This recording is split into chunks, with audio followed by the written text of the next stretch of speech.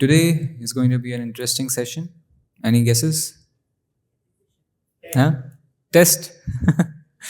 हाँ, पहले पढ़ाएंगे, फिर रिवीजन होगा और उसके बाद टेस्ट भी होगा ऑफ कोर्स. लेकिन आज टेस्ट नहीं है, आज है revision. Revision, third chapter, verse 1 to 16. We have covered 16 verses in third chapter. Why this revision is required? Of course, revision is always required to keep refreshing in our memory.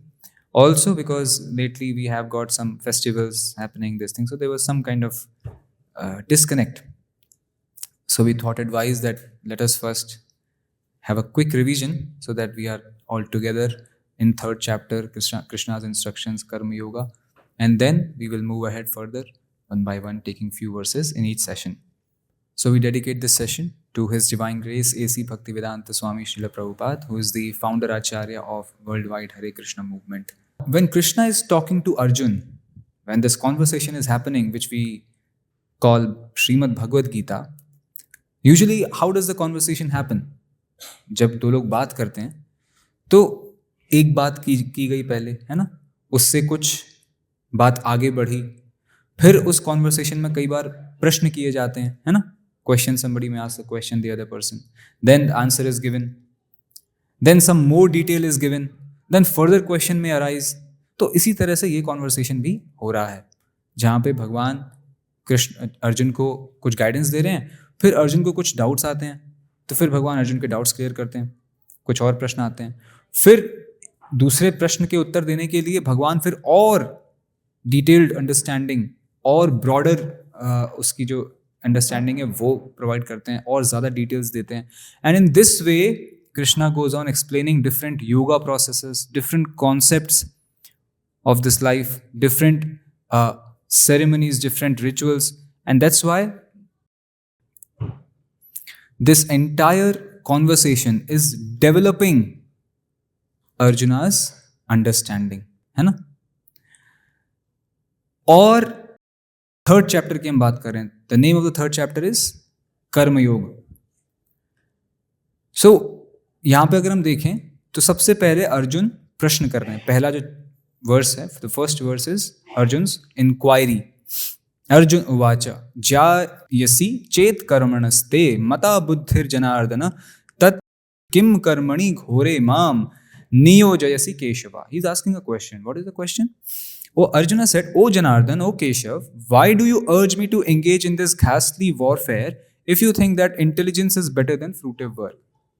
So in the previous session, previous chapter,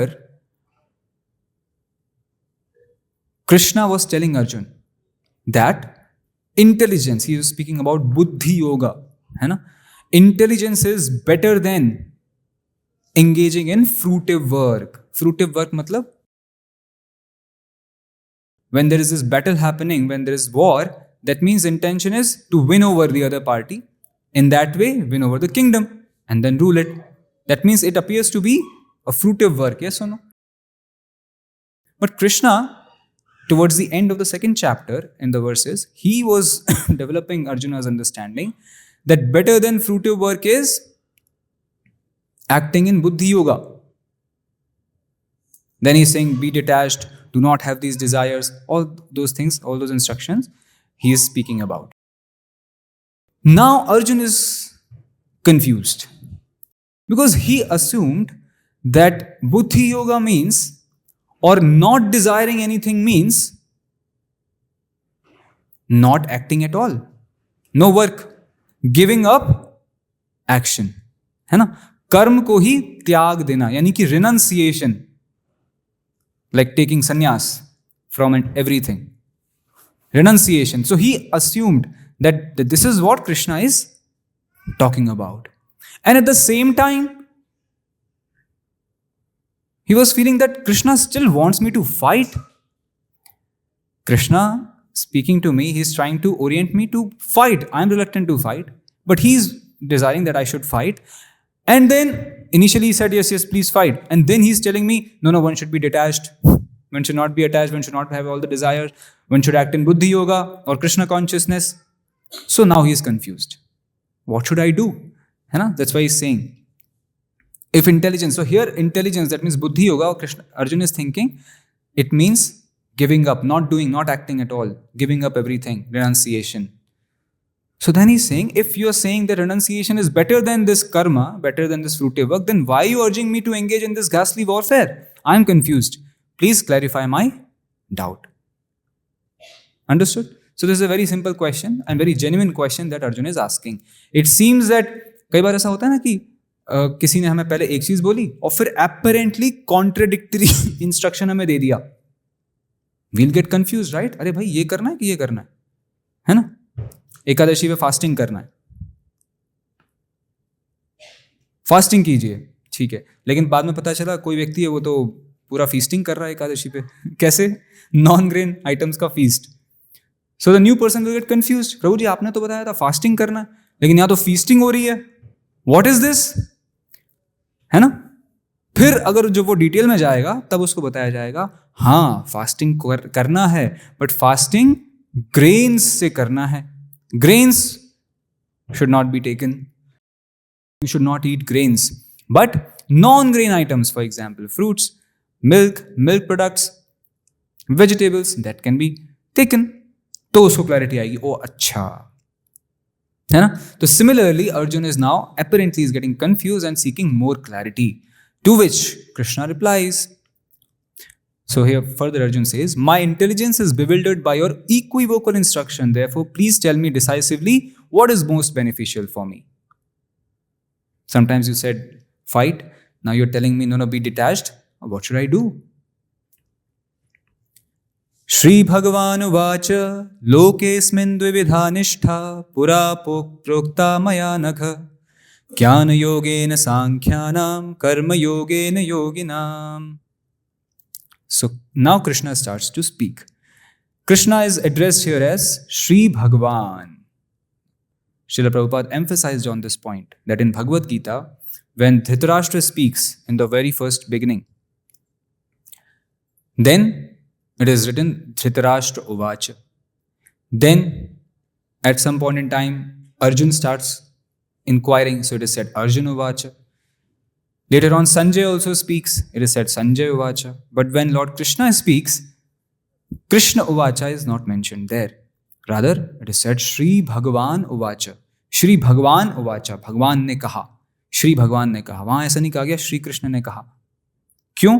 क्योंकि वेद व्यास इस चीज को हमेशा, आगे तो खैर भगवान भी इस चीज को एस्टैब्लिश करते हैं, इस तथ्य को, इस फैक्ट को एस्टैब्लिश करते हैं, but Ved Vyas from the very beginning of Bhagavad Gita, he is establishing the fact that this personality who is speaking these instructions, ये जो भगवद गीता का ज्ञान जो अर्जुन को दे रहे हैं, ये पर्सनालिटी जो है, ये कोई ऑर्डिनरी पर्सनालिटी नहीं है, या इवन कोई एक्स्ट्रा ऑर्डिनरी पर्सनालिटी भी नहीं है, बल्कि ये कौन है? Supreme personality of God head, Shri भगवान, पूर्ण पुरुषोत्तम भगवान है. असमो ऊर्ध्वा, इनके समान और इनसे ऊंचा, उनसे ऊपर और कोई नहीं है. So he is establishing that fact. Shri Bhagavan Uvacha. So Bhagavan बताते हैं, O sinless Arjun, I have already explained that there are two classes of men who realize the self. Some are inclined to understand him by empirical philosophical speculation, and others are inclined to know him by devotional work. तो यहां पर ये जो self लिखा हुआ है, भगवान बता रहे हैं, दो तरह के लोग हैं जो सेल्फ को समझने के लिए, यानी आत्मा को समझने के लिए यत्न करते हैं, प्रयास करते हैं. यहां पर जो सेल्फ लिखा है, it is referring to who? Self means atma. One is atma, jiva, I, right? Self, that is self. But here it, although the word self is used, but it is referring to the supreme self or super soul, Paramatma, the supreme Lord. Here it is referring to him. That is why, again, it is said, some try to understand by philosophical speculation. तो हमारे जो वेद हैं, वैदिक literature, उसको broader जो classification किया गया है, सारा की सारा जो लिटरेचर है, उसको तीन तरह से क्लासिफाई किया है. 3 सेक्शंस कह सकते हैं हम. पूरे वेदों को बांटा गया 3 सेक्शन में. वन इज कॉल्ड कर्मकांड सेक्शन. अदर इज कॉल्ड ज्ञान कांड, and the third is Upasan Kand. So different kinds of instructions are meant for different kinds of objectives to be attained. तो जो ज्ञान कांड है उसका अर्थ क्या हुआ? Section of Vedas where this philosophers, the scholars, empiric philosophers, the word is used, they engage in studying those literatures, उसको पढ़ के उससे समझना, सब कुछ अपनी बुद्धि के माध्यम से और उन शास्त्रों का सहारा लेकर के समझना कि असल में मैं कौन हूं, भगवान कौन है, भगवान की क्या पोजीशन है, और अपने आप को मैं कैसे उनसे जोड़ सकता हूं. योग का अर्थ है, हम लोग कई बार डिस्कस कर चुके हैं, योग का अर्थ क्या है? टू कनेक्ट, जोड़ना, योग. और यहां पे जो योग का अर्थ है स्वयं को भगवान से जोड़ना. अब उस भगवान से जोड़ने के लिए अलग अलग प्रोसेसेस दिए गए हैं, अलग अलग विधि सुझाई गई है ना, जिसे बोला जाता है कर्म योग, ज्ञान योग, भक्ति योग, और फिर इसके भी बहुत सारे ध्यान योग, जिसे अष्टांग योग भी कहा जाता है, और फिर इसके भी बहुत सारे सब ग्रेडेशंस हमें देखने को मिलते हैं. सो दिस इज इंपॉर्टेंट कि दो तरह से किया जा सकता है. या तो आप पूरे शास्त्रों का अध्ययन करके बहुत ज्यादा उनकी जर्निंग करके स्क्रूटिनाइजिंगली और फिर समझने का प्रयास कीजिए, which is a drive process. Second process is directly engaging in the actions which are devoted to the Supreme Lord, or in other words, engaging in devotional work. Bhakti Yog. Devotional का मतलब क्या है? When we say someone is devoted to somebody, what does it mean? क्या अर्थ हुआ इसका? भक्त है उसका. क्या अर्थ हुआ भक्त होने का? सरेंडरेंस है उसके प्रति, है ना? और to serve. हाँ, उनकी वो बहुत ही सेवा करना चाहता है, सेवा में है, सरेंडर्ड है उनको. और जैसे कई बार लोग बोलते हैं ना, oh he is very devoted to his country, देश के प्रति डिवोटेड है. What does it mean? वो क्या कर रहा है देश के लिए?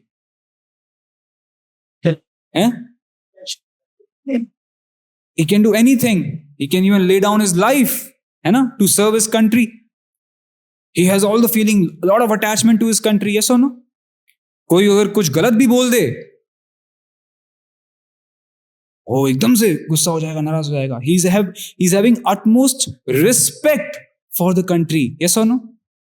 तो यानी कि यदि मैं किसी के अपने देश के प्रति या किसी व्यक्ति के प्रति डिवोटेड हूं, तो इसका क्या अर्थ हुआ कि मेरे अंदर क्या, उसके प्रति क्या संवेदना या क्या भावना होनी चाहिए? रिस्पेक्ट होनी चाहिए, डेडिकेशन होना चाहिए, है ना, विलिंगनेस टू सर्व होना चाहिए, सर्विट्यूड, है ना, कि मैं उसकी अपनी कन्वीनियंस, अपना कंफर्ट या डिस्कंफर्ट देखे बिना मैं उसकी अनकंडीशनल सेवा कर पाऊं. यस और नो? यस और नो? यस. और क्या होना चाहिए? उसके प्रति अटैचमेंट होना चाहिए, और रिस्पेक्ट होनी चाहिए. अटैचमेंट यदि बढ़ गया तो प्रेम होना चाहिए. यस और नो? और एक ये भी फीलिंग होनी चाहिए कि जैसे मैं इतना प्रभावित हूं इस पर्सनालिटी से, जैसे मुझे उनके प्रति इतना अटैचमेंट है, लगाव है, प्रेम है, जैसे मुझे उनकी सेवा करने में इतना आनंद प्राप्त होता है, जैसे मुझे उनकी वैल्यू, उनका सम्मान इतना हाई है, उसी प्रकार मैं दूसरों को भी उनकी ग्लोरीज बता सकूं. यस और नो? इसलिए हम देखते हैं ना, कई बार यूजुअली जो डिसाइपल्स होते हैं, चाहे उनके जो भी गुरु हैं, his foremost duty is to glorify his spiritual master. अपने गुरु को ग्लोरीफाई करना. जो कोई देशभक्त है ना, कई बार देशभक्त, अब देशभक्त तो फौजी होते हैं जो लड़ते हैं, but otherwise also there are many people who are very very nice देशभक्त, right? मान लीजिए कोई कवि है, वो बड़ा देशभक्त है, तो वो क्या करेगा? वो देशभक्ति की कविताएं लिखेगा, कविता पाठ करेगा, सुनाएगा लोगों को, है ना, लोगों के अंदर भी वो देशभक्ति जगाने का प्रयास करेगा. यस और नो? इसी प्रकार जो भक्त है उसकी भी एक इंटेंशन क्या होती है कि क्या मैं दूसरों को भी भगवान के बारे में कुछ बता सकूं, उनको भी भगवान का संदेश दे सकूं, भगवान की जो अनलिमिटेड ग्लोरीज हैं उसका थोड़ा सा अंश मात्र भी उनसे शेयर कर सकूं, जिससे कि वो भी भगवान के संपर्क में आ सकें. है ना, भगवान से जुड़ सके. So that is the meaning of a devotee. And devotional work means all the different kinds of work which is done to serve the supreme lord, है ना, भगवान की सेवा के लिए, भगवान के संदेश के प्रचार के लिए जो भी कार्य किया जाए वो भी डिवोशनल वर्क है. यस और नो? यस और नो? हाँ. तो जो भी भक्त या जो भी व्यक्ति ऐसे कार्यों में लगा हुआ है, that means he is directly engaging in devotional work. That means he can be called as a devotee. तो दो तरह के लोग यहां पे भगवान बता रहे हैं. सांख्य योगा और दी एनालिटिकल स्टडी, जैसे हमने बात की फिलोसोफाइजिंग करना होता है ना, ज्ञान योग जिसे कहते हैं, of the nature of the spirit is a subject matter for persons who are inclined to speculate, understand things by experimental knowledge and philosophy. ये एक तरीका हो गया. Other class of men work in Krishna consciousness, जैसे अभी हमने चर्चा की. By working by the principles of Buddhi Yoga or Krishna consciousness, one can be relieved from the bonds of action. Why Buddhi Yoga is called Krishna consciousness? Yes, very important to note. बुद्धि योग को Prabhupada Krishna consciousness क्यों बता रहे हैं, या भक्ति? So it seems that it is similar. Buddhi yoga and bhakti yoga, it seems to be similar. So what is the similarity? Why Buddhi Yoga is called as Krishna consciousness? Yes, by engaging our buddhi, when we act to connect ourselves with the Supreme. Yoga means, see, yoga means जिस भी शब्द के आप योगा आगे लगा देते हैं, जैसे कर्म योग आप बात कर रहे हैं, तो इसका अर्थ ये हुआ कर्म करके भगवान से स्वयं को जोड़ना, यानी कि फिर ऐसे कर्म करने हैं आपको और इस तरह से वो कर्म को करना है जैसे प्रिस्क्राइब्ड है शास्त्रों में, जिससे हम भगवान से समीप आए, भगवान से जुड़े. यस और नो? ज्ञान योग मतलब ज्ञान कल्टीवेट करके, ज्ञान अर्जन करके भगवान से जोड़ना स्वयं को. यस और नो? ध्यान योग मतलब ध्यान करके स्वयं को भगवान से जोड़ना. भक्ति योग भक्ति करके डिवोशनल वर्क में हिस्सा लेके भगवान से जोड़ना, तभी वो योग कहलाएगा, है ना. सिंपली कोई एक्शन करना, सिंपली कोई कर्म करना, ये हमने चर्चा की है पहले भी, that is not called karma yoga, by the way. Sometimes people are very proud, at least they are very confident, sometimes overconfident. They say प्रभु जी भक्ति वक्ति ठीक है, हम कर्म योग में विश्वास करते हैं. भगवत गीता का संदेश है कर्म करो फल की चिंता मत करो, तो हम कर्म योग करते हैं, हम कर्म योगी हैं, वैसा बोलते हैं. तो उनकी समझ हो सकता है पूरी तरीके से ठीक हो, बट कई बार अमूमन वो कंप्लीट नहीं होती, बिकॉज वो सोचते हैं कि अगर आप सिर्फ कर्म कर रहे हैं, कर्म में अपना पूरा डेडिकेशन डाल रहे हैं, तो आप कर्म योगी हो गए. नहीं, फिर तो आप कर्मी हुए. कर्मी हुए. कर्म का अर्थ क्या हुआ? आपने एक एक्शन किया और उसका रिजल्ट को, जो भी उसका रिजल्ट आपको मिला, आपने पूरा की पूरा अपने रख लिया. जो भी उसका फल मिला पूरा लिया, खा लिया. कर्म योग का क्या अर्थ हुआ? कि जो कर्म किया उसका जो फल हुआ, फल प्राप्त हुआ, रिजल्ट जो हुआ, उसे योग करने के लिए, यानी स्वयं को भगवान से जोड़ने के लिए उपयोग किया. उसको इस तरह से यूटिलाइज किया उस फल को, जिससे कि हम भगवान के समीप आए, भगवान से जुड़े. Then only it will be called karma yoga. Further, this Buddhi Yoga is to depend entirely on Krishna, and in this way all the senses can be brought under control very easily. We have also discussed there is this hierarchy in our body. What is this hierarchy? We have got this gross body and the subtle body also, right? Subtle body is made up of mind, intelligence, false ego, ahankar, manas, buddhi, ahankar. Gross body is made up of 5 senses. And of course, so many other things. Superior to the senses, the 5 senses, is the mind. Superior to mind is intelligence, and further superior is the self, Atma. This is the hierarchy. And if it is followed in this manner, And if the intelligence, जो हम बात कर रहे हैं बुद्धि योगी की, if the intelligence is purified, if it is in alignment with the instructions of the Supreme Lord, then naturally what will happen?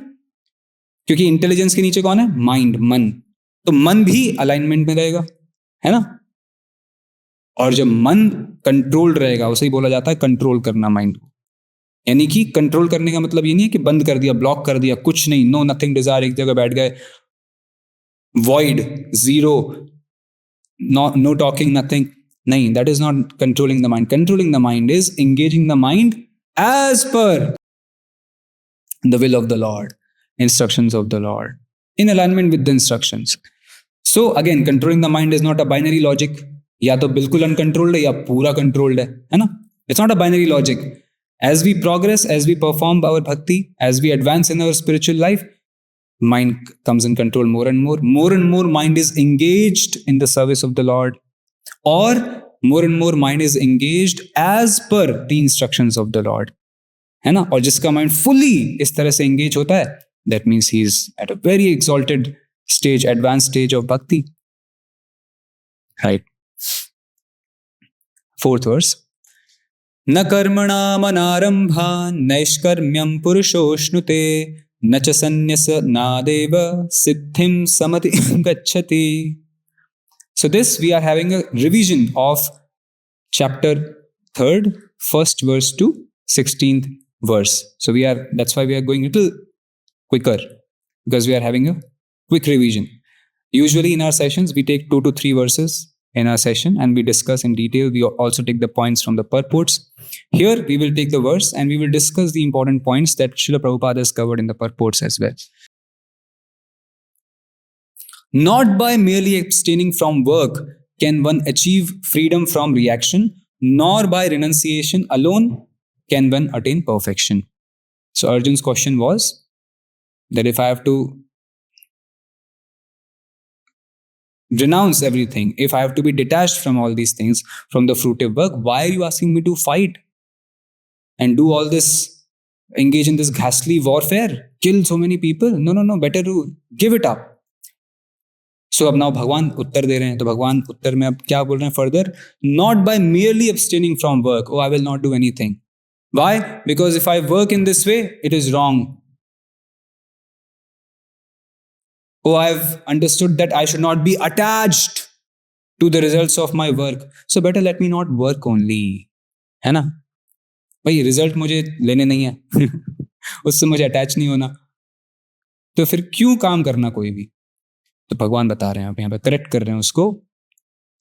Not by merely abstaining from work can one achieve freedom from reaction, nor by renunciation alone can one attain perfection. Simply सब कुछ त्याग देने से one cannot attain perfection. That is also not the way.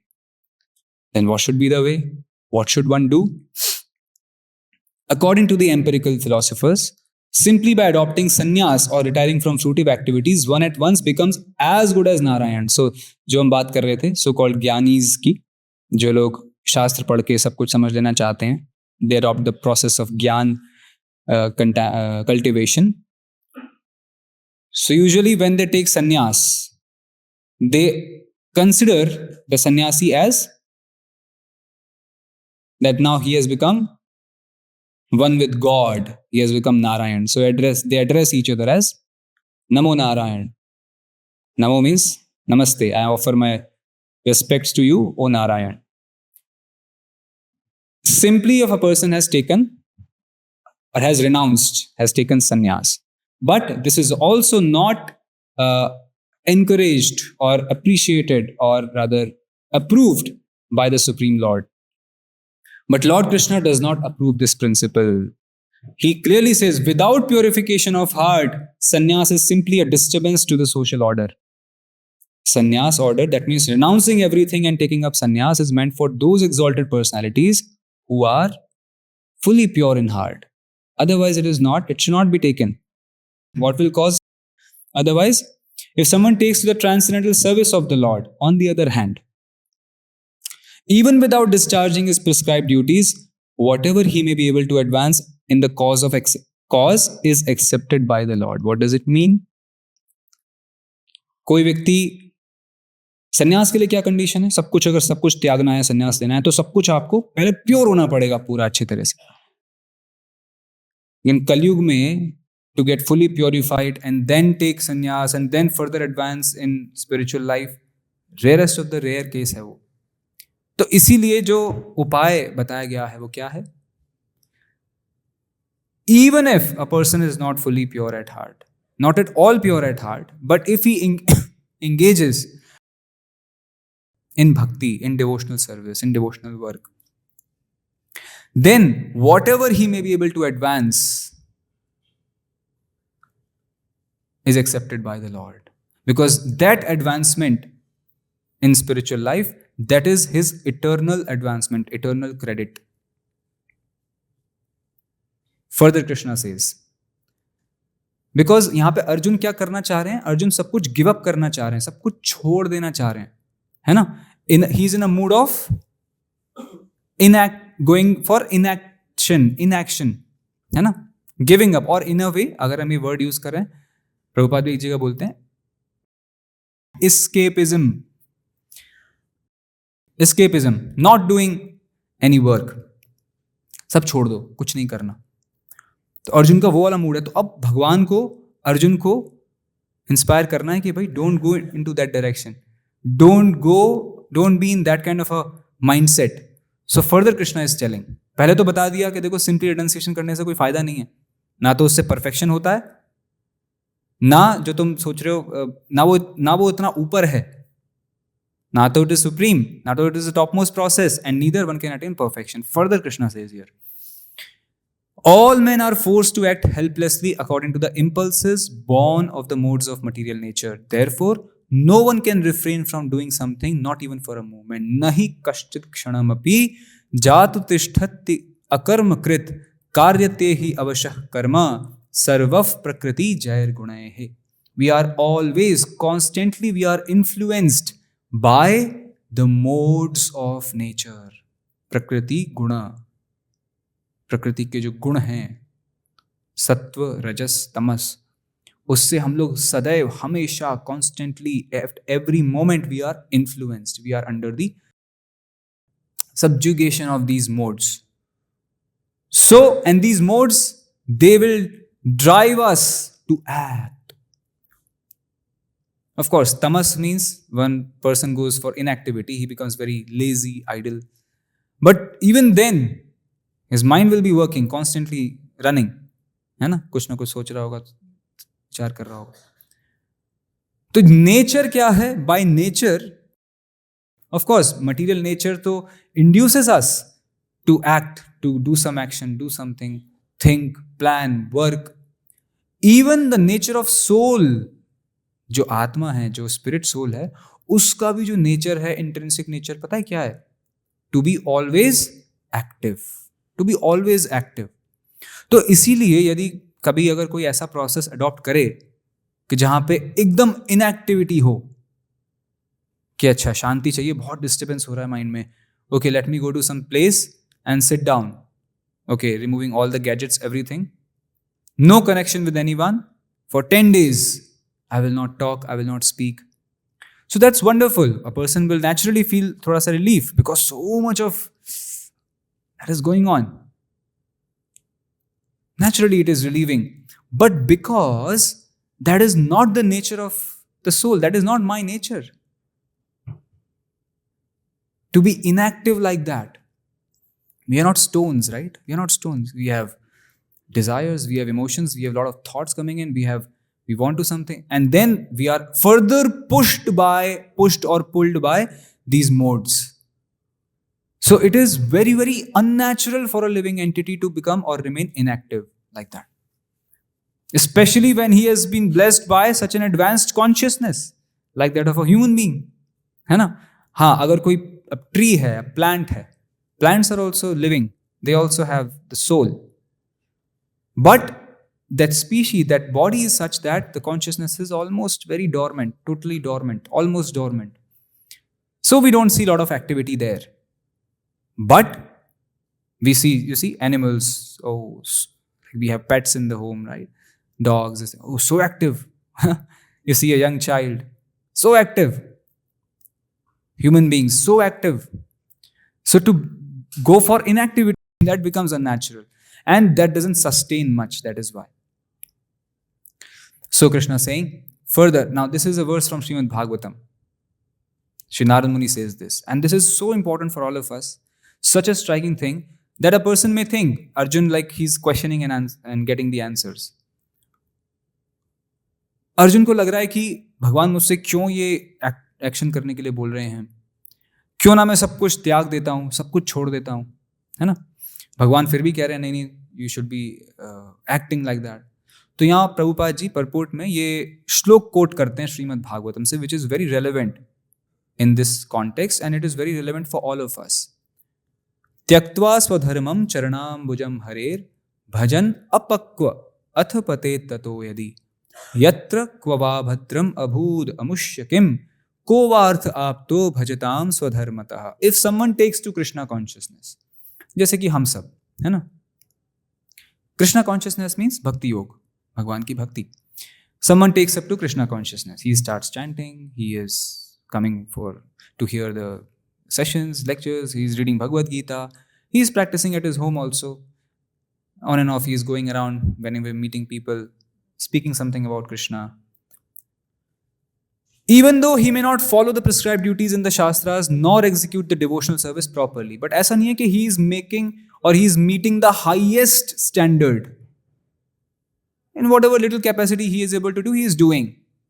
ठीक है, he may not be meeting the highest standard, perfectly नहीं कर पा रहा वो चीज़ों को, और ना ही वो जो इतने सारे हमारे वेदास में जो बहुत सारे शास्त्रिक इंजंक्शंस हैं जो इंजॉइंड है उनको फॉलो कर पाता है. तो क्या होता है उसके साथ? And even though he may fall down from the standard पतेत ततो यदि there is no loss or evil for him, फिर भी उसके लिए कोई लॉस नहीं है. मान लीजिए कोई बिजनेस डील आप कर रहे हैं, बहुत आपने उसके लिए बहुत मेहनत की, है ना, बहुत किया, एग्जाम के लिए तैयारी कर रहे हैं, बहुत तैयारी की, फाइनली अगर उसमें सक्सेसफुल नहीं हुए, सक्सेस नहीं मिली, तो it is all waste, right? It is all loss only. वो डील खराब हो गई तो लॉस, पूरा लॉस. यहां लेकिन बोल रहे हैं there is no loss or evil for him, but if he carries out all the injunctions of purification in the shastra, what does it avail him if he is not Krishna conscious? कोवार्थ आप तो अभजताम स्वधर्मतः. स्वधर्मतः मतलब जो भी शास्त्रिक इंजंक्शन है, जो भी उसके सो कॉल्ड धर्म हैं, प्रिस्क्राइब ड्यूटीज हैं उसका. फॉर एग्जाम्पल, अगर हम बहुत आम भाषा में इसको बात करें, एक रेगुलर हाउस होल्डर है, उसकी फैमिली है ना, तो उसकी रिस्पॉन्सिबिलिटी है, उसका धर्म है, प्रिस्क्राइब ड्यूटी क्या है? फैमिली का भरण पोषण करना, इजंट इट? फिर समाज के प्रति कुछ दायित्व है, उसको वहन करना. बाकी के जो भी शास्त्रिक इंजंक्शंस हैं, कुछ दान पुण्य करना, वो किया, रिचुअल्स करना, अपने जीवन को जो है ऑनेस्टी के साथ जीना वगैरह वगैरह, वो सारी वैसी चीजें करता है. स्वधर्मता, वो स्वधर्म का अच्छे से पालन करता है. लेकिन अभजताम, भगवान का भजन नहीं करता, भगवान की सेवा में वो नहीं है, भक्ति योग नहीं करता, भगवान की भक्ति से वो बिल्कुल दूर है.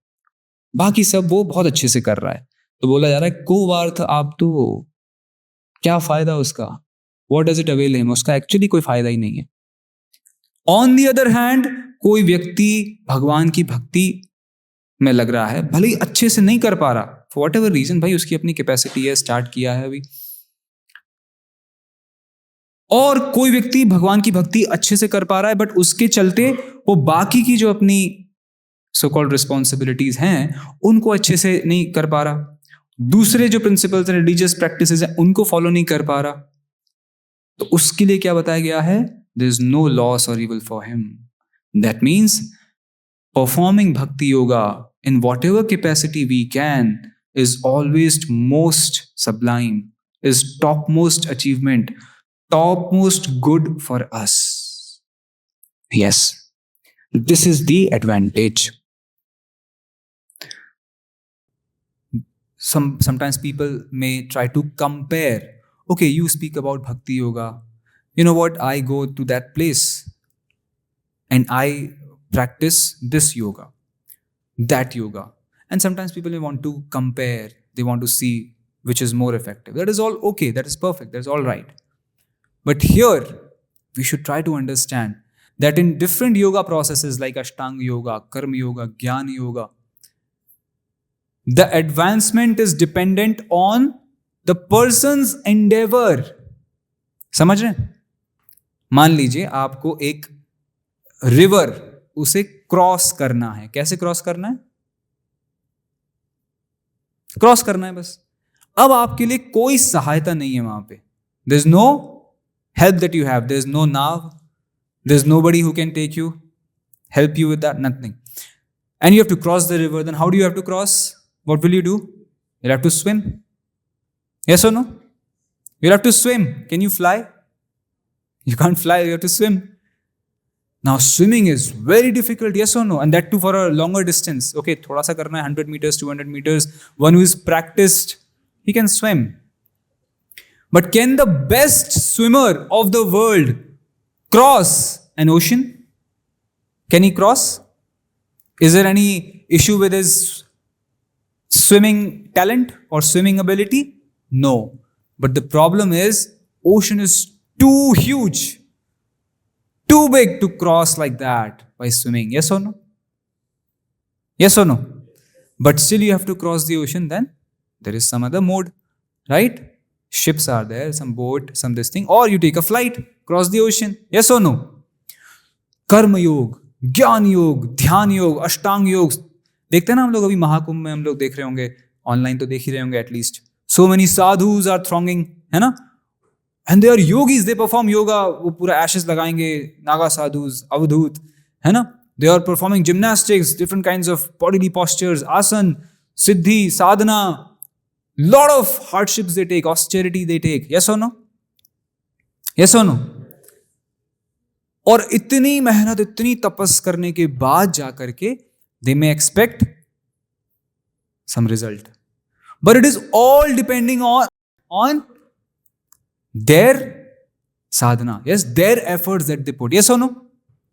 अब उसमें अगर कोई चूक हुई, fall down हुआ, है ना, कंप्लीट नहीं कर पाए, तो it is gone, it is all lost. ऐसा नो. लीजिए आपको जो रिवर क्रॉस करनी है या ओशन क्रॉस करना है, जैसे हम अभी बात कर रहे थे, आपके लिए एक बहुत अच्छे से, आपका तो एबिलिटी है ही, ठीक है, आप तो स्विमिंग जानते ही हैं, स्विमिंग करने की एबिलिटी आपके अंदर है ही, बट आपको एक सपोर्ट सिस्टम भी प्रोवाइड कर दिया जाए, है ना?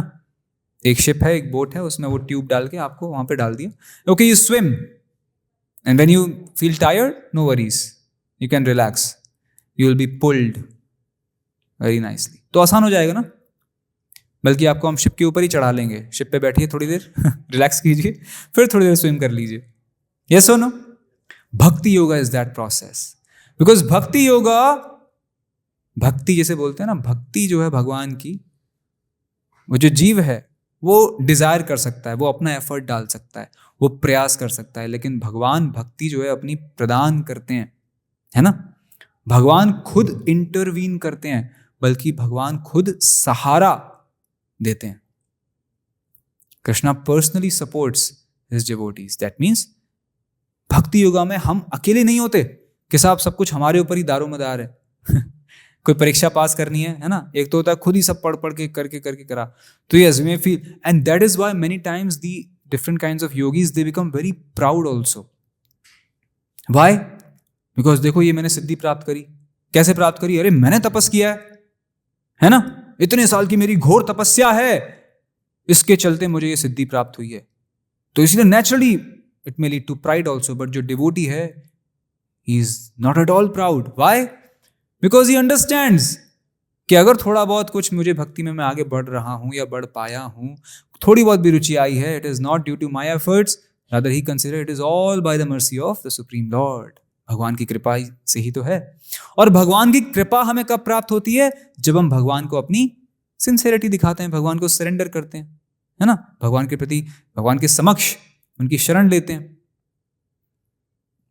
तो ये प्रोसेस है. तो हम लोग जो भी ये साधना भक्ति करने की बात कर रहे हैं, भक्ति योग करने की बात कर रहे हैं, it is all that we are trying to show our sincerity to lord Shri Krishna.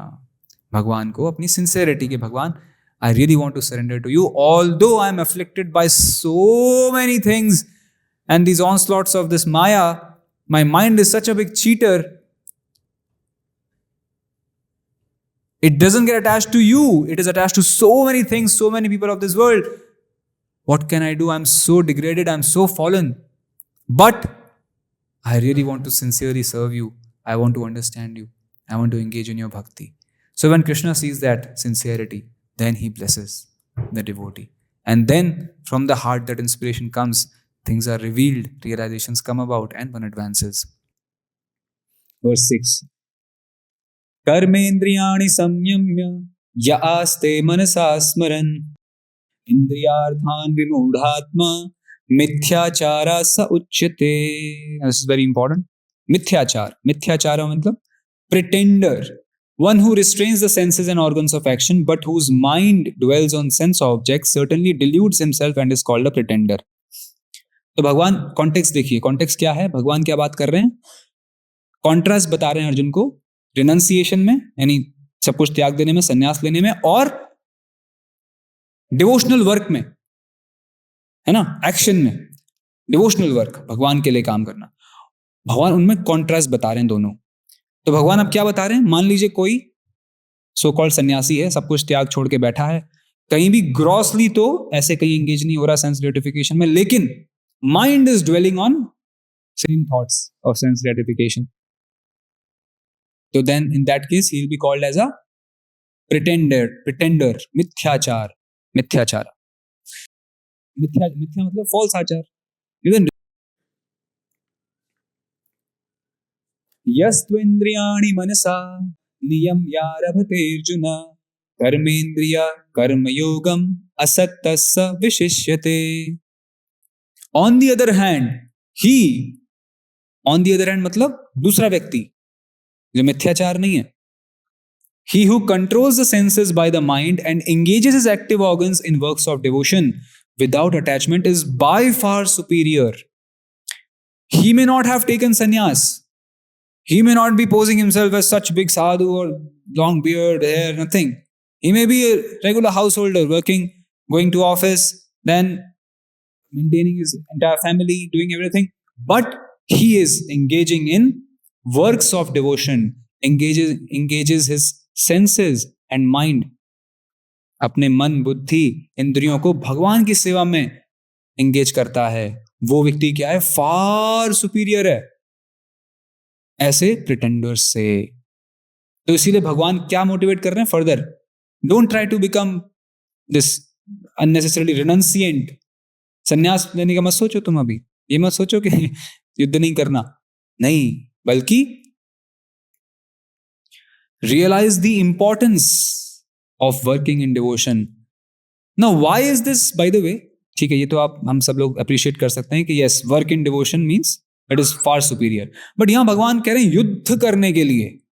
तो युद्ध करना भी कोई वर्क इन डिवोशन हो सकता है क्या? सी, चैंटिंग करना, भगवत गीता पढ़ना, भगवान की आरती करना, भगवान को भोग लगाना, प्रसाद करना, प्रसाद पाना, कीर्तन करना, है ना, कहीं तीर्थ स्थान जाना, ये सब तो भक्ति है भाई. युद्ध करना भी भक्ति होता है क्या?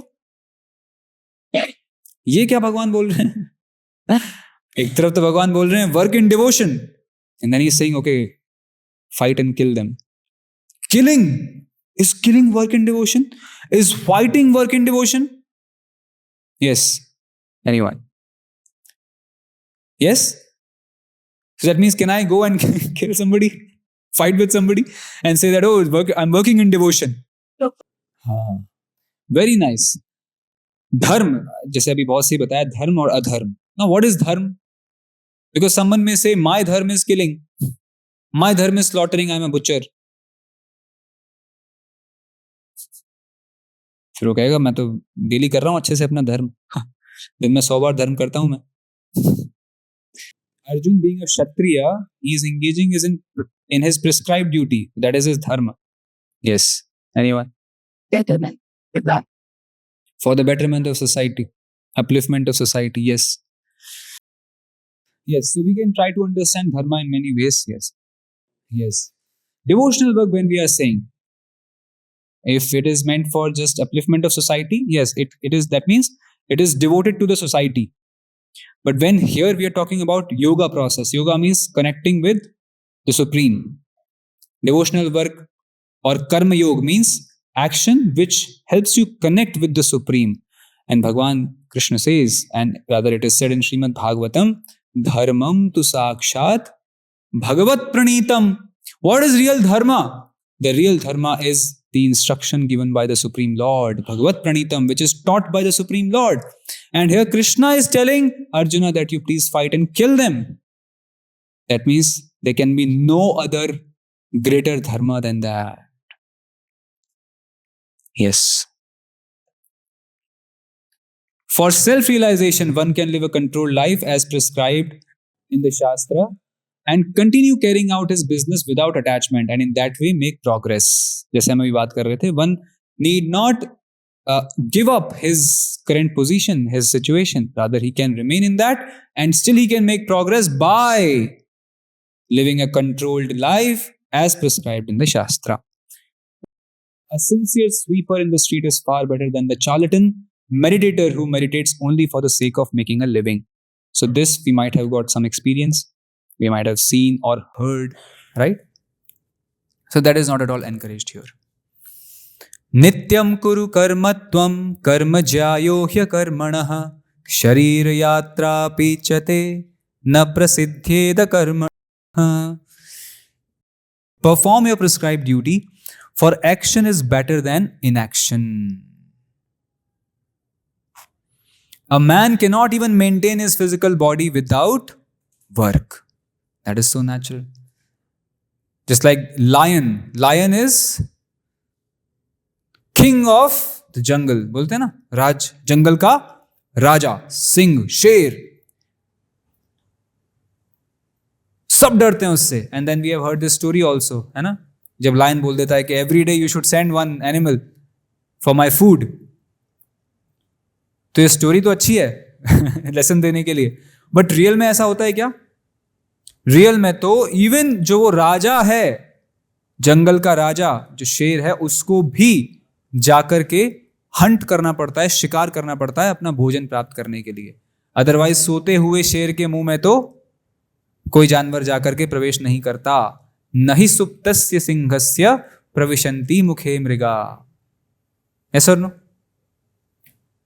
तो यानी कि सबको, even to maintain one's life, he has to work. Yes or no? So inaction, here is saying, is not better than action. Rather, action is better than inaction. Even the very famous verse, the signature verse of Bhagavad Gita, Karmanyevadhikaraste ma phaleshu kadachana. Usually people just know these two lines as a slogan to Bhagavad Gita. Bhagavad Gita मतलब कर्मण्येवाधिकारस्ते. Right? इतना तो जानते हैं हम भगवत गीता. अरे इतना सारा बता दिया भगवत गीता में. But anyway, even we take this verse fully. What are the rest two lines? Ma karma phal hetur bhur mate sangostva karmani. Do not think that you are the cause of the results that you are getting after doing your work. Ma karma phal hetu. Karma phal hetu. कर्म का जो फल आ रहा है उसका हेतु यानी उसका cause. Don't think that you are the cause. भाई आपने कुछ बड़ा अच्छा काम किया, उसका रिजल्ट अच्छा आ गया. लोग बोलते हैं ना, ओ आई you know what, I studied really hard, I worked really hard to get this and finally I got this. And motivational speakers, है ना, I was broke in the lockdown, I was broke, I felt that, you know, but then I did this, I did that, ऐसा हुआ वैसा हुआ, मैंने बस सब कुछ पा लिया. But that is false. Krishna is saying, don't think that you are the cause of the results that you are getting of your work. And at the same time, then a person will think, यार मुझे कर्म की चिंता नहीं, कर्म के फल की चिंता नहीं करनी. ठीक है, मैं अगर मुझे कुछ मिल भी जाता है तो ऐसा नहीं है कि मेरे कारण मिला है, मुझे उससे अटैच भी नहीं होना, तो फिर मैं कुछ करूं ही क्यों? ये तो खाली पीली क्यों, कर्म को फिर करना ही क्यों है? तो फर्दर कृष्णा इज वार्निंग, न ते संगो अस्त्व अकर्मणि. अकर्मणि मतलब inaction, not doing your duty. So don't be attached to not doing your duty. You should always do your duty as a matter of duty without being attached to the result of at work. Now, one of the hero verses of Srimad Bhagavad Gita, very, very important, often quoted and very, very relevant, important for us. Each and every word of Bhagavad Gita is most important for us, but even बोलते हैं ना, if not everything, we have to follow something at least, पक्का, तो ये वो है, यज्ञार्थात् कर्मणोऽन्यत्र लोकोऽयं कर्म बन्धनः तदर्थं कर्म कौन्तेय मुक्त संग समाचर. Work done as a sacrifice for Vishnu has to be performed. Otherwise, work binds one to this material world. Therefore, O son of Kunti, perform your prescribed duties for his satisfaction. His means Supreme Lord, Vishnu or Krishna's satisfaction. And in that way, you will always remain unattached and free from bondage. You see here clearly it is said, Yagyarthat. Yagya का जो अर्थ होता है, by the way, this word Yagya, we have discussed. Yagya means Vishnu, Supreme Lord. Performance of Yagya means performance of any activity for the pleasure of the Supreme Lord. यज्ञ सुनते ही of course हमारे दिमाग में जो विचार आता है वो होता है फायर सेक्रीफाइस का, है ना, अग्निहोत्र यज्ञ का. बट हम लोग चर्चा कर चुके हैं पहले भी कि this is just one of the various kinds of yajnas that can be performed. But yajna means, यज्ञ परफॉर्मेंस का मतलब ये होता है कि भगवान के आनंद के लिए, भगवान के प्लेजर के लिए किया गया कार्य, दैट इज कॉल्ड यज्ञ. तो यहां पे क्या बताया गया, कोई भी कार्य यदि भगवान के प्लेजर के लिए, यज्ञार्थात् कर्मणो अन्यत्र, यदि भगवान के प्लेजर के अन्यत्र कोई किया गया है, किसी और इंटेंशन से, किसी और इच्छा से यदि कोई कार्य किया गया है, वो क्या करेगा, कर्म बंधना, इट विल लीड टू कर्म बंधन. बाइंड करेगा, वो हमको बांधेगा कर्म के जाल में, कर्म और उसका फल, हाँ, बांध देगा हमें. इसीलिए तदर्थम कर्म कौन्तेय, इसीलिए क्या करना है आपको, perform your prescribe duties for his satisfaction, भगवान की सेटिस्फैक्शन के लिए, भगवान के द्वारा कथित, भगवान के द्वारा बताए गए निर्देशों पे चलते हुए अपनी ड्यूटीज कीजिए. उससे क्या होगा, मुक्त संग समाचारा, उससे ही you will remain unattached and free from bondage. उससे कर्म बंधन में हम लोग नहीं फंसेंगे, बल्कि फ्री हो जाएंगे, उससे मुक्त हो जाएंगे. ये सुनो, हमारी सारी जो पीड़ा, सारे कष्ट, सारी मिजरी, सारी एंजाइटी, सारा स्ट्रेस, सब कुछ, उसका फंडामेंटल कारण क्या है, हमारे कर्म बंधन. यस और नो, क्योंकि कर्म और उसके फलों में तो हम लोग उलझे हुए हैं. कर्म के फलों के कारण ही तो हम लोग दुख या सुख भोगते हैं. यस और नो, सही है ना. तो यदि उससे मुक्ति प्राप्त करनी है तो भगवान यहां उपाय बता रहे हैं, एकदम श्योर शॉर्ट सॉल्यूशन. क्या उपाय है, यज्ञार्थात् कर्मणा, भगवान के सेटिस्फैक्शन के लिए, भगवान के साथ अलाइनमेंट में हमें अपने कार्यों को करना है, उससे हम लोग बंधेंगे नहीं. यज्ञ मीन्स लॉर्ड विष्णु और sacrificial performance. All sacrificial performances also are meant for the satisfaction of Lord Vishnu. In other words, the same purpose is served whether one performs prescribed yajna or directly serves Lord Vishnu. Krishna consciousness is therefore performance of yajna as it is prescribed in this verse. तो यहाँ क्या बताया गया है, या तो कोई यज्ञ अनुष्ठान करे, है ना, भगवान के सेटिस्फैक्शन के लिए, या फिर डायरेक्टली कोई भगवान के सेटिस्फैक्शन के लिए, उनके सेवा के लिए कोई कार्य करे, दैट इज ऑल्सो यज्ञ. दोनों तरह से किया जा सकता है. तो इसलिए जो हम अभी बात हम कर रहे थे भक्ति योग की या कृष्णा कॉन्शियसनेस की, ये भी यज्ञ है. क्यों, क्योंकि it is nothing but acting for the pleasure of the supreme Lord. Yes और नो, बस. अब देखिए, ये कौन है सामने स्क्रीन पे, सोल्जर. इसके हाथ में क्या है, हाथ में क्या है, गन, AK-47. अच्छा, माता जी को भी पता है. किसने बोला? हाँ. अब सोल्जर की इसकी ड्यूटी क्या है, इसको क्या काम दिया गया कि भाई वॉर का समय है और आपको जाकर के क्या करना है, युद्ध लड़ना है. तो ये बॉर्डर पे जाते हैं और युद्ध लड़ते हैं. कई बार तो दूसरी टेरिटरी में जाकर भी युद्ध करते हैं. और वहां पे जाके मान लीजिए ये क्या करें, बहुत सारे उनके सिपाहियों को, बहुत सारे उनके लोगों को, आतंकवादियों को, सिपाहियों को, सपोज ही शूट्स कम 10-15 लोगों को, 20 लोगों को, and then he returns, he comes back. What will the government do to acknowledge this action of his? क्या करेगी? अवार्ड देगी ना, गैलेंट्री अवार्ड्स मिलते हैं, isn't it? बहुत सारे वो चक्र मिलते हैं, yes or no? यानी कि उसको रिवॉर्ड दिया जाएगा, उसको प्रशंसा दी जाएगी. कई बार तो नाम भी छपता है कि हमारे जवानों ने, है ना, इस तरह से जो उनको खदेड़ भगाया, मार दिया, ये वेरी नाइस. अब मान लीजिए सेम जवान अपनी सेम गन लेकर के, सेम गन या व्हाटएवर, वो अपने छुट्टियों में घर आता है, अपने गांव आता है, गांव में रहता है, पड़ोसी से झगड़ा हो जाता है उसका किसी बात को लेके. घर में एक गन थी, उठा के ले जाके उसको शूट कर देता है. वो पड़ोसी बेचारा परलोक सिधार जाता है. अब क्या करेगी सरकार या पुलिस? उसे पकड़ेगी, क्या करेगी? रिवॉर्ड देगी. वेरी नाइस, क्या आपने वहां तो 50 लोगों को मारा था, यहाँ एक को ही बस. थोड़ा अच्छे से करते, थोड़ा 10-20 को निपटाते, ऐसा बोलेगी. क्या होगा?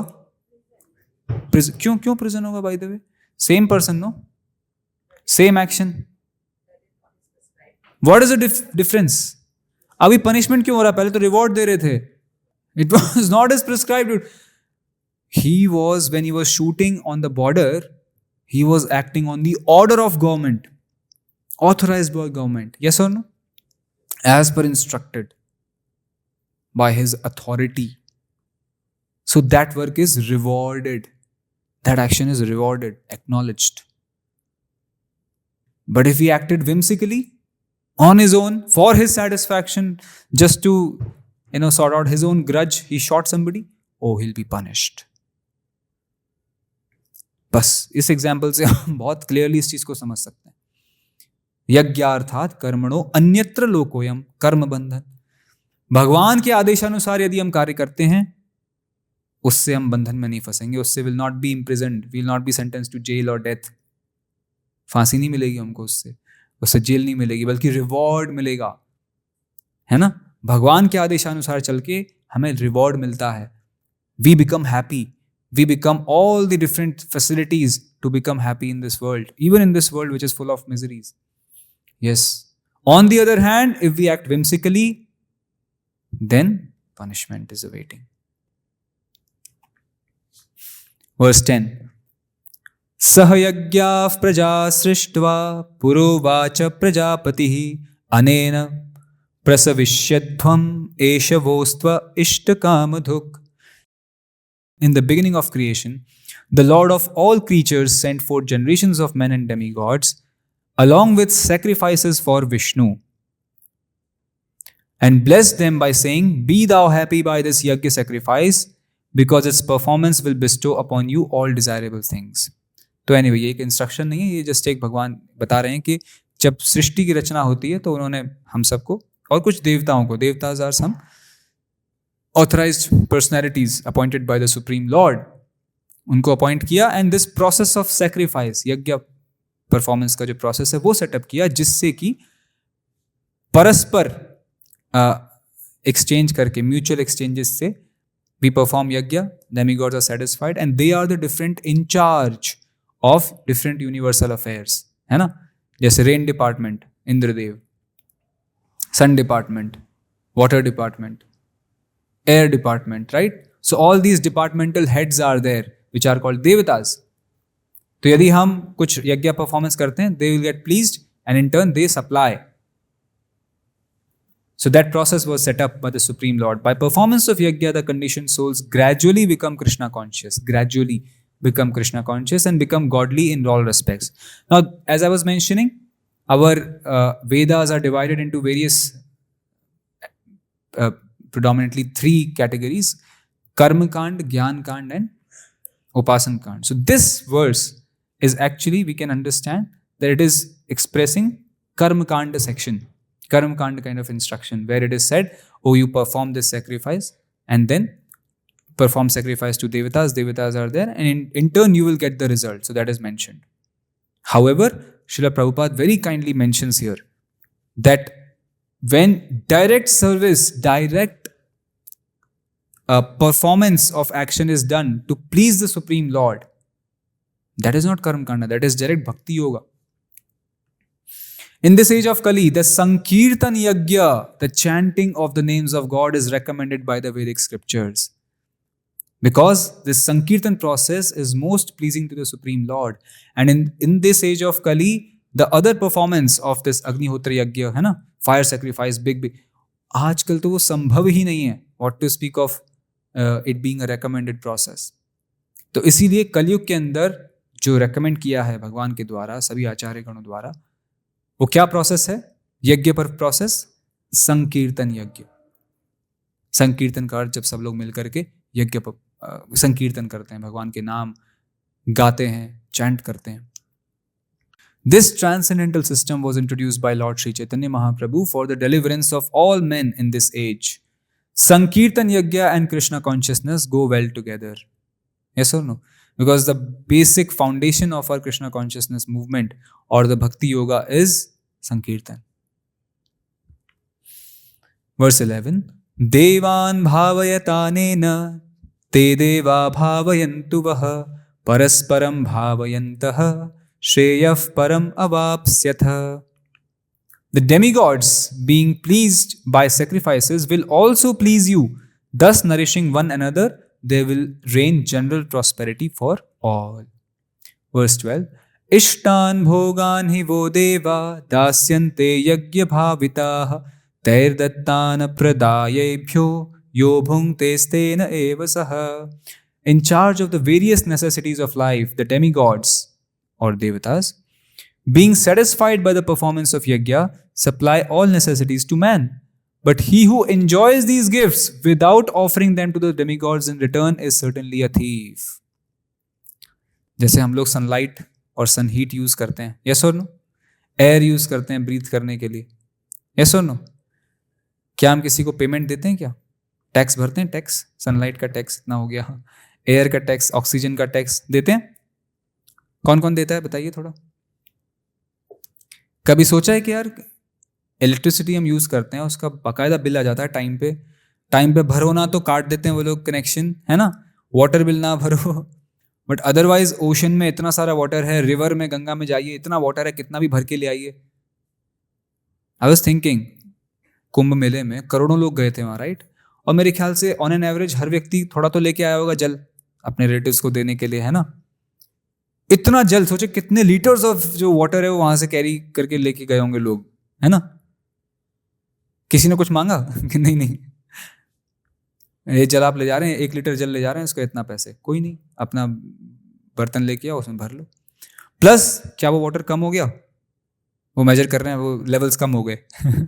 गंगा मैया पहले इतना था डेप्थ, अभी कम नहीं.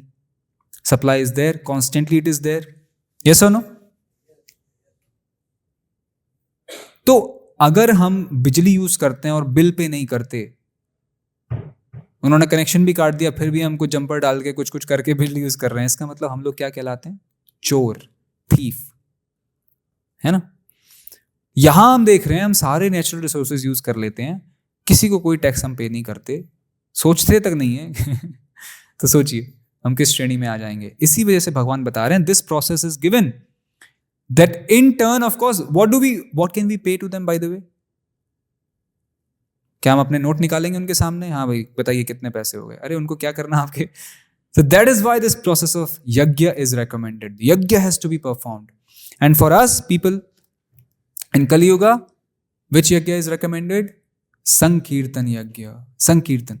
So if we perform Sankirtana, if we perform Bhakti Yoga, if we perform chanting of the holy names collectively or individually, that means we are performing yajna, and that is satisfying the Supreme Lord, and in that way we do not become thieves. Yes. Now very important verse, very important verse again, 13th verse, 3rd chapter. Yajna shishtashinas santo muchyante sarva kilvishaihi भुंजते ते तो घम पापा ये पचन्त्यात्म कारणात्.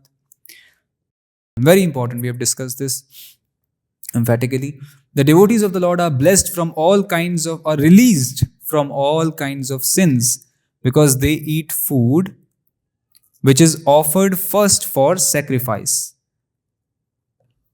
Others who prepare food for personal sense enjoyment verily eat only sin.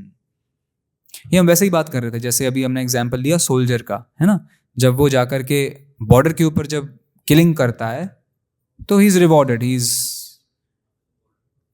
kept at a very high esteem, but otherwise अगर वो करता है तो he is punished.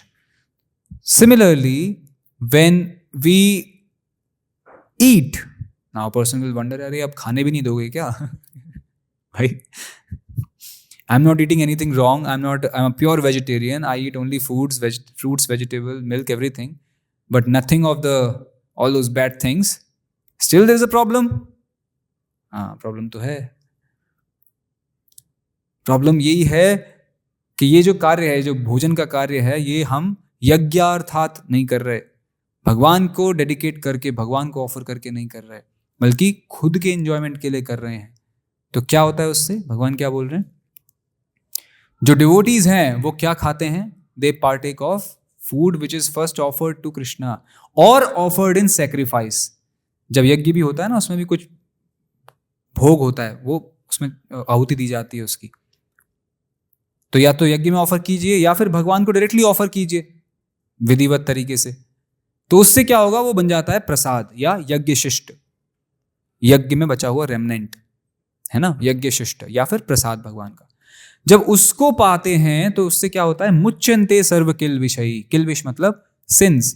मुच्यन्ते, one becomes freed from all the sins. On the other hand, what happens to those who do not eat prasadam, who do not eat yajna shishta, who eat food for their enjoyment, for their satisfaction? क्या होता है उनका?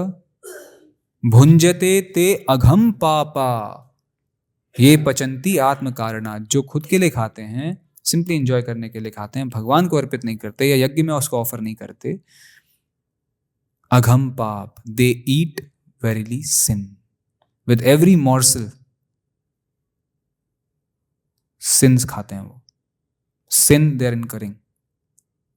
We have had good discussion on this. Here we are simply trying to revise. If you want to hear more, try to read from Bhagavad Gita. The purport, Srila Prabhupada explains this nicely. Annad bhavanti bhutani. Again, very wonderful verse. Very, very important. Parjanyadanna sambhavaha yagyad bhavati parjanyo yagyak karma samudbhavaha. All living bodies subsist on food grains which are produced from rain. Rains are produced from performance of yajna, and yajna is born of prescribed duties. You see, this science is given here. I was sharing the other day, this Bhagavad Gita is a science. Of course, it has spiritual science, even material science also here. Just see, it is so much relatable, yes or no? It is said, all living bodies subsist on food grains. True or false? इसमें कुछ गलत है? Food grains कैसे पैदा होते हैं? परजन्याद अन्न संभवः, rains होने की वजह से, है ना. देखा है ना, कभी कभी जब वर्षा नहीं होती तो कितना, स्पेशली जो फार्मर्स हैं, किसान हैं, वो बहुत चिंतित हो जाते हैं, राइट? यस और no? Rains are very important. Rains are important because then only food grains will flourish, and then only living beings can subsist. Even the people who are so-called hardcore non-vegetarians, they also subsist on food grains. Why? Because the animals that they eat, they subsist on grains. Yes or no? So food grains तो मतलब inevitably हमारे लिए required है. Yes or no? अब ये बिल्कुल एक scientific तथ्य है कि नहीं, कि भाई वर्षा से ग्रेन्स होते हैं, ग्रेन्स से. अब इसके बियॉन्ड साइंस नहीं समझती, मॉडर्न साइंस नहीं समझती, बट भगवान उसके भी बियॉन्ड बता रहे हैं कि परजन्याद, वो कैसे होगा? परजन्य मतलब रेन्स. वो कैसे होता है? यज्ञाद भवति परजन्यो. जब यज्ञ परफॉर्मेंस किया जाता है तब वर्षा होती है. जैसे हम लोग सुनते हैं कृष्ण भगवान की लीला में, वो भी इंद्रदेव को प्रसन्न करने के लिए यज्ञ करते हैं, है ना, ब्रजवासी, तो फिर वर्षा करते हैं Indradev. So that process is there, it is given. यज्ञात भवति पर्जन्य। और यज्ञ कैसे होता है, यज्ञ कैसे किया जाता है? It is born of prescribed duties. When a person engages in prescribed duties, then he is able to perform yajna. Yajna matlab sacrifice, right? Then only he will be able to sacrifice the result of his prescribed duties, yes or no? So this is a very important science one must understand. In fact, there is this example where Srila Prabhupada once went with his disciples to Hyderabad, and then the then chief minister, he requested that Swami ji, कुछ आप blessings या कुछ अनुष्ठान कीजिए, because हमारे यहाँ पे पूरा एक वो अकाल पड़ गया है, drought. And there's no crops, nothing happening, and people are now dying of hunger. It has become so severe. Srila Prabhupada said, you see, it's not that we have some magic, but yes, yajna should be performed, and we'll perform Sankirtan yajna. And he performed Sankirtan yajna. So many devotees, whole day they were performing Sankirtan. For many days they performed like that. And very soon, in a very short time, there were rains, heavy rains. Everyone was wonderstruck. Oh, wow. So that is the power of this yajna. The Supreme Lord, who is known as the Yajna Purusha, or the personal beneficiary of all sacrifices, is the master of all demigods who serve him as the different limbs of the body. तो सारे जो देवता हैं सभी एकल ईश्वर Krishna are सब भृत्य, तो भगवान के सभी सब सर्विएंट हैं, सबऑर्डिनेट्स हैं, they are serving the Supreme Lord, serving his orders. When Lord Krishna is worshipped, the demigods who are different limbs of the Lord are also automatically worshipped. Therefore, there is no separate need to worship the demigods. Example is given of a tree. When we water the root of a tree, what happens is the entire tree is nourished. Yes or no?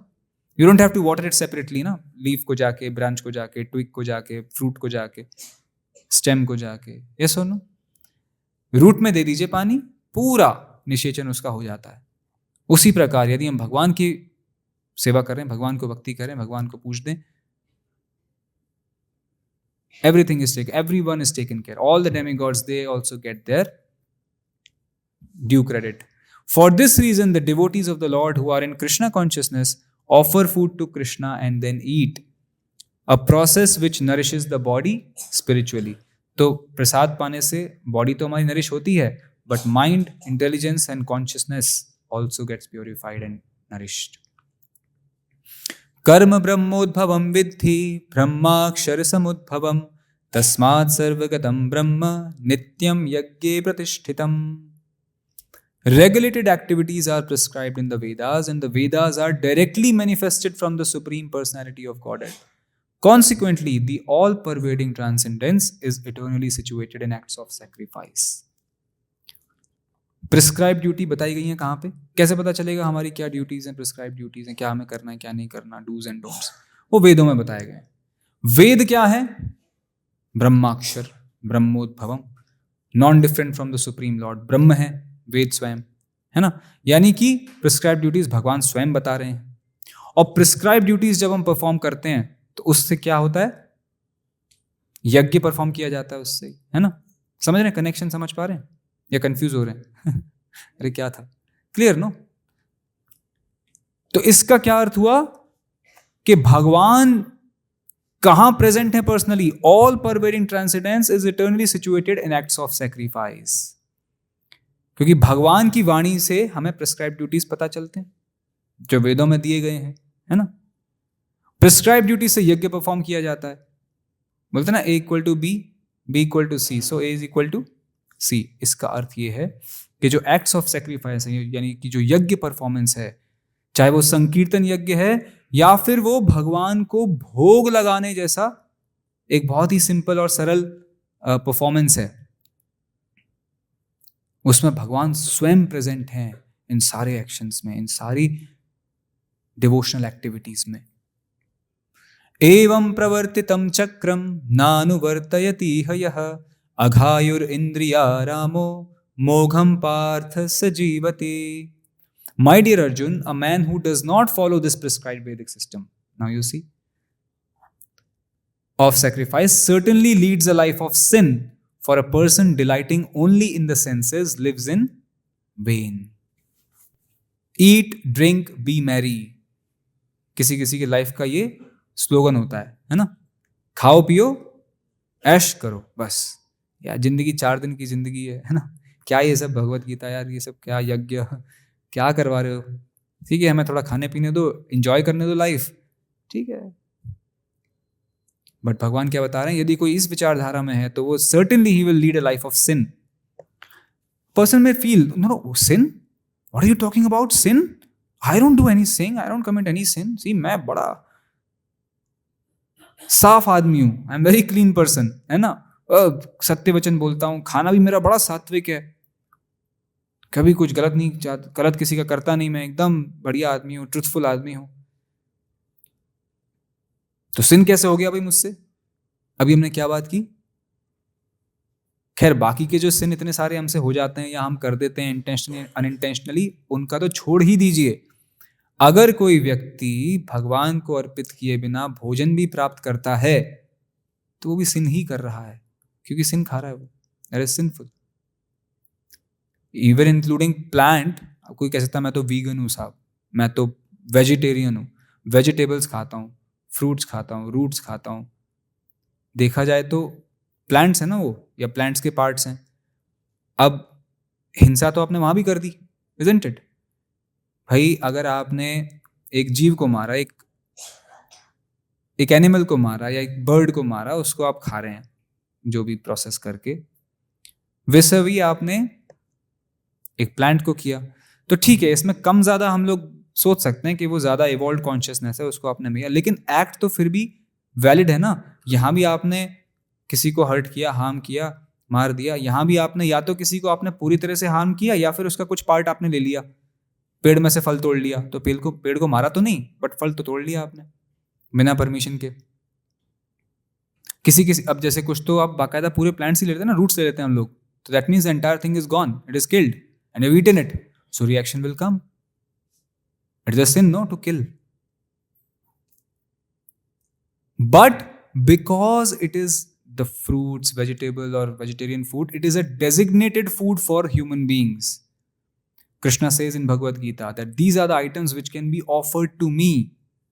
I accept if offered with devotion. So this is our saving grace, that we cook food from these items, from these ingredients, and we offer it to the Supreme Lord. And in this way, we do not incur any sin. Rather, we get purified by eating such a sanctified food, prasad. समझ आया ना?